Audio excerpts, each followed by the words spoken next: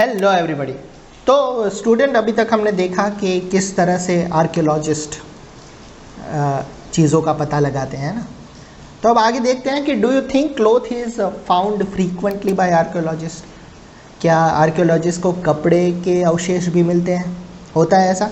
तो लगभग 2250 साल पुराना ये इंस्क्रिप्शन प्रेजेंटली अफ़गानिस्तान के कंधार में मिला है ना। आप सोचो 2250 साल पुराना ये इंस्क्रिप्शन जो करंटली प्रेजेंटली अभी कंधार यानी कि वो अफ़गानिस्तान में है। ये इंस्क्रिप्शन अशोका नाम के एक रूलर के ऑर्डर, जिसे आदेश कहते हैं ना, उस पर इंस्क्राइब्ड करवाया गया था। इस रूलर के बारे में आप चैप्टर 8 में पढ़ोगे। जब हम कुछ लिखते हैं तब हम किसी स्क्रिप्ट यानी कि कोई लिपि को यूज़ करते हैं। स्क्रिप्ट यानी कि लिपि कोई ग्रुप ऑफ वर्ड्स जिसे कहते हैं ना, जिसका कोई मीनिंग निकलता हो, सेंटेंसेस। तो लेटर्स या साइन यानी कि संकेत। जैसे मुझे कुछ लिखना है, लाइन लिखना है, तो लाइन दूसरे लैंग्वेज में लाइन को कुछ और कहते हैं, लाइक दैट, शेयर कहते हैं। तो अगर मैं लाइन का पिक्चर ही बना दूं तो वो सारी लैंग्वेज वाले समझ सकते हैं। सो ये उसे साइन लैंग्वेज कहते हैं, राइट। तो लेटर्स और साइन लैंग्वेज, जब हम कुछ बोलते या पढ़ते हैं तब हम एक लैंग्वेज, एक भाषा का यूज़ करते हैं, उसका उपयोग करते हैं। ये इंस्क्रिप्शन इस एरिया में यूज़ होने वाले ग्रीक, जिसे आप टॉप पर देख सकते हैं, है ना, वो ग्रीक और एरामिक या आरामाइक जिसे कहते हैं, वो बिलो में आप नीचे देख सकते हैं, नाम के दो अलग अलग स्क्रिप्ट और लैंग्वेजेस में है। तो नेक्स्ट देखते हैं कि मैन्युस्क्रिप्ट, इंस्क्रिप्शन और आर्कियोलॉजी से मिली जानकारियों के लिए हिस्टोरियंस ये वर्ड का उपयोग करते हैं। मैन्युस्क्रिप्ट, इंस्क्रिप्शंस और आर्कियोलॉजी, तीनों को जो समझता है उसे हिस्टोरियन कहते हैं। हिस्टोरियन उन्हें कहते हैं जो पास्ट को स्टडी करते हैं। पास्ट को, कोई चीज़ों को नहीं, सबको मिला के जो कहते हैं ना, उसे कहते हैं, जो चीज़ों को, पुरानी चीज़ों को स्टडी करता है उसे आर्कियोलॉजी कहते हैं, हाँ, आर्कियोलॉजिस्ट। लेकिन ये सारी चीज़ें यानी कि मैन्युस्क्रिप्ट, इंस्क्रिप्शन, आर्कियोलॉजी, पुराने टाइम को जो स्टडी करता है उसे कहते हैं हिस्टोरियन। तो सोर्स के प्राप्ति होते ही, मिलते ही पास्ट के बारे में पढ़ना बहुत एडवेंचर यानी कि रोचक हो जाता है, क्योंकि इन सोर्स की हेल्प से ही हम धीरे धीरे पास्ट को रिकंस्ट्रक्ट करते जाते हैं। इसलिए हिस्टोरियन और आर्कियोलॉजर इन जासूसों की तरह हैं। वो उन जासूसों की तरह है जो इन सभी सोर्स का उपयोग, क्लूज़ है ना, क्लूज़ यानी कि वो आइडिया कि मुझे कोई क्लू मिला है, उसके रूप में करके वो पास्ट को जानने की कोशिश करते हैं। यहाँ देख सकते हैं लेफ्ट में a port from an old city. इस तरह के पोर्ट का उपयोग लगभग 4000 साल या 4700 साल पहले किया जाता था।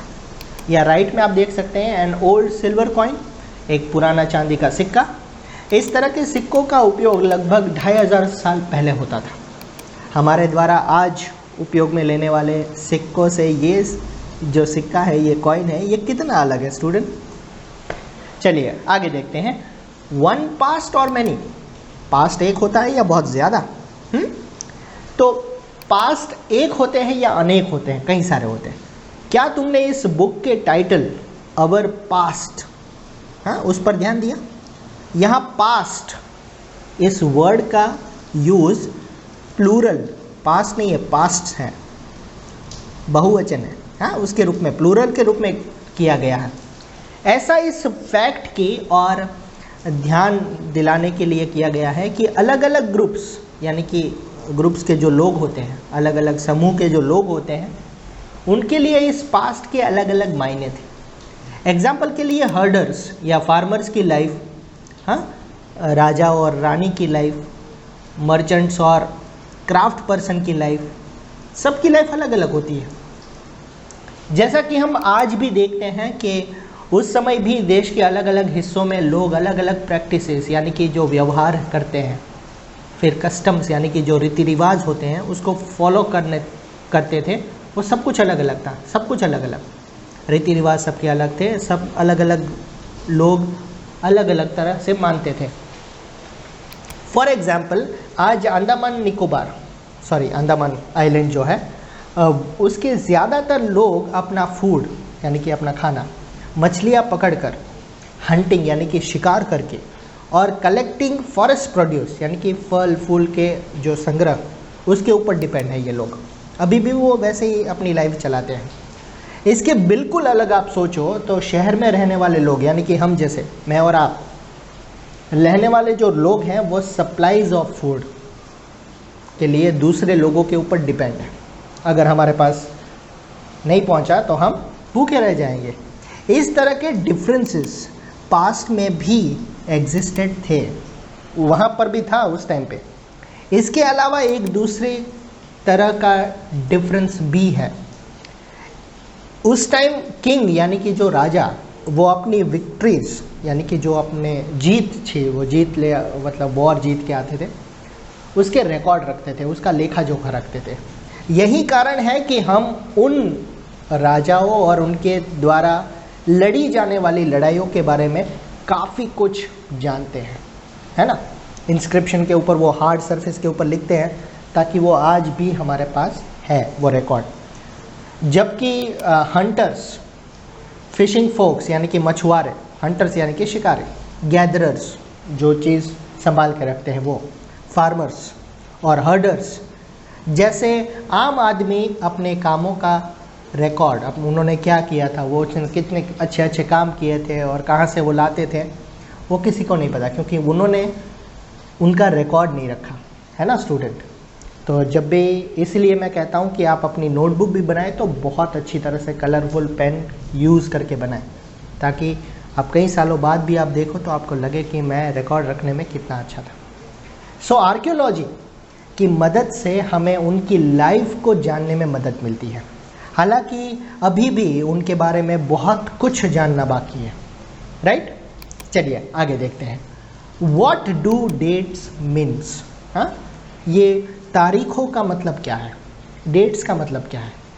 अगर कोई तुमसे डेट्स के बारे में पूछे तो तुम शायद उस दिन की, उस डेट, महीना, साल, जैसे कि 2000 या उसी तरह का कोई साल बताओगे, है ना। सालों की ये गिनती फाउंडर ऑफ क्रिश्चियनिटी, ये गिनती कहाँ से शुरू हुई, तो ये founder of Christianity Jesus Christ के जन्म की डेट से की जाती है। जैसे 2000 साल कहने का मतलब ये है कि जीसस क्राइस्ट के जन्म के 2000 साल बाद। जीसस क्राइस्ट का जन्म के पहले की बात करें तो सभी डेट्स बीसी यानी कि बिफोर क्राइस्ट के रूप में जानी जाती हैं। इस बुक में हम 2000 को अपना स्टार्टिंग पॉइंट मानते हुए प्रेजेंट से पहले की डेट्स को रिफ़र करेंगे, है ना। ओके स्टूडेंट्स, सो यहाँ पर मैं कुछ इतिहास और तिथियाँ हैं, तिथियाँ यानी कि डेट्स, हाँ, लेटर्स विथ डेट्स, तो ये पढ़ लेता हूँ मैं, बहुत ही ईजी है। BC we have seen stand for before Christ, we know that. You will sometimes find AD, तो अब AD क्या है, AD before dates. So this stand for two Latin words, Anno Domini, right?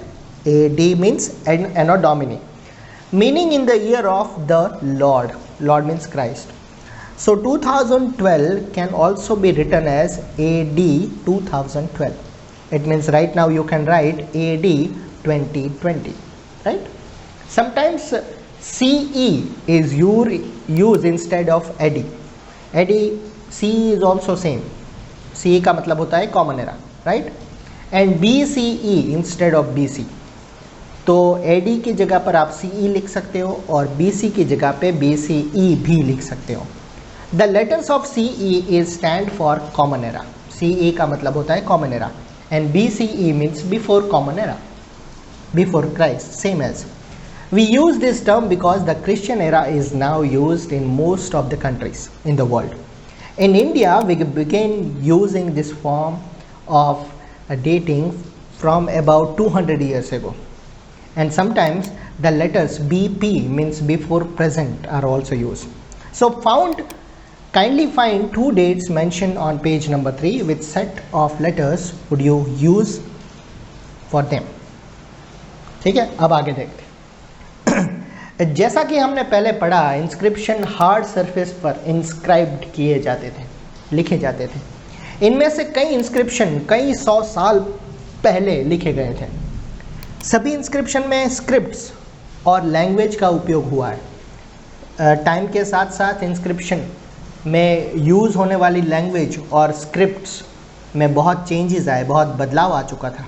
Scholars यानी कि जो विद्वान थे, knowledgeable person थे ना, वो सारे वाइज पर्सन जिसे कहते हैं स्कॉलर्स, ये कैसे जान पाते थे कि क्या लिखा है?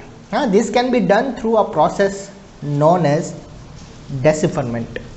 हाँ, decipherment, that process mean is decipherment. So इसका पता अननोन स्क्रिप्ट यानी जिसे हम कहते हैं ना डेसिफरमेंट का मतलब निकालने के लिए एक प्रोसेस से किया जा सकता है, उससे आप पता लगा सकते हो। इस तरह के डेसिफरमेंट यानी कि अज्ञात लिपि जिसे हम पढ़ नहीं सकते, उसको जानने की एक फेमस स्टोरी, एक बहुत फेमस कहानी है। नॉर्थ अफ्रीकन कंट्री में एक देश है इजिप्ट, वहाँ से मिलती है। लगभग 5000 साल पहले यहाँ राजा रानी रहते थे, हाँ, किंग एंड क्वीन। इजिप्ट के नॉर्थ कोस्ट पर रोसेटा, कौन सा नाम है? रोसेटा नाम का एक टाउन, एक कस्बा था, एक नगर था। यहाँ से एक ऐसा इंस्क्राइब्ड स्टोन मिला है जिस पर एक ही जो स्क्रिप्ट यानी कि लेख है, इंस्क्रिप्शन है, वो 3 अलग अलग लैंग्वेजेस और स्क्रिप्ट में लिखा गया है। 3 अलग अलग कौन सी? एक ग्रीक है और 2 इजिप्टियन लैंग्वेज में लिखा गया है। तो scholars who could read Greek, they can figure out that the names of the kings and queens, they were enclosed in a little frame that is called cartouche. cartouche, क्या कहते हैं उसे? cartouche, एक लिटल फ्रेम होती है, उसको cartouche कहते हैं। कुछ स्कॉलर्स ग्रीक लैंग्वेज पढ़ सकते थे, उन्होंने बताया कि ये राजा राजाओं के नाम है और छोटे से फ्रेम में वो दिखाई देते थे, जिसे हम cartouche कहते हैं। इसके बाद स्कॉलर्स ने ग्रीक और इजिप्टियन साइन, संकेत कहते हैं ना, जो मैंने अपना लाइन वाला अभी इंसिडेंट बताया, वो अगल बगल रखते हुए इजिप्टियन लेटर की साउंड, वो उसकी आवाज़ किस तरह से प्रोनाउंस करते हैं वो पहचानने की कोशिश की। जैसा कि तुम देख सकते हो यहाँ पे लेटर एल के लिए शेर, एल यानी कि लायन, राइट, तो शेर का यूज़ किया गया है, और ए लेटर के लिए बर्ड के पिक्चर्स बने हैं। एक बार जब उन्होंने ये जान लिया कि डिफरेंट लेटर्स, हाँ, डिफरेंट लेटर किसके लिए यूज़ हुए हैं, तो वो आसानी से दूसरे इंस्क्रिप्शन को भी पढ़ सकें। सो स्टूडेंट, ये था आपका chapter what, where, how and when. I hope आपको पसंद आया होगा। चैनल को सब्सक्राइब करना बिल्कुल मत भूलिए और जितना हो सके शेयर कीजिए। हाँ, ये चैप्टर बहुत सारे पार्ट में है, तो सारे पार्ट्स देखना बिल्कुल मत भूलिए। So thank you so much.